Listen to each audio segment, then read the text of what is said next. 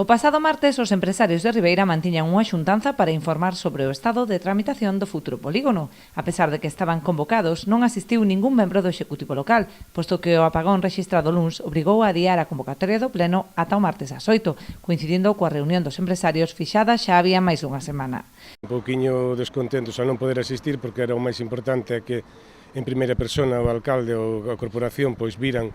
o descontento que realmente teñen os empresarios que están á espera de que se inicie, digamos, este polígono tan deseado.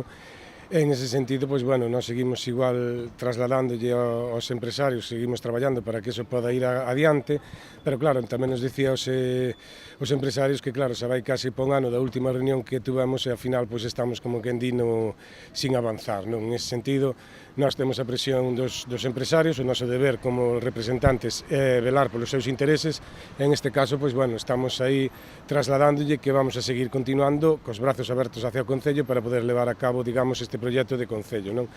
Tamén lle dixemos que xa o mes pasado tivemos unha reunión coa Conselleira de Industria, no cual tamén estaba o alcalde, no que pois, a Consellería tamén se quere implicar, aunque sea un proxecto municipal. En ese sentido, penso que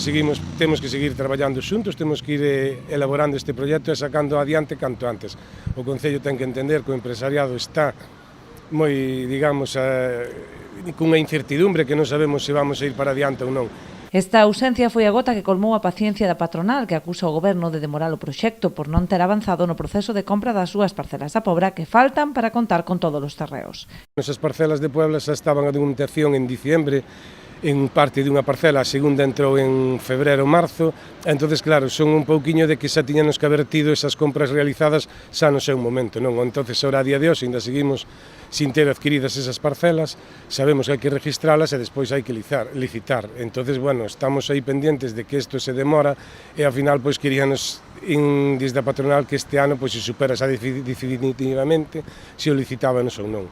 Pola súa banda, dende o Goberno local defenderon o seu compromiso con este proxecto, lembrando os trámites realizados dende a súa chegada ao Concello, como a tramitación dos informes sectoriais, o rexistro das parcelas, a aprobación definitiva do proxecto de urbanización ou o estudo da prospección arqueolóxica.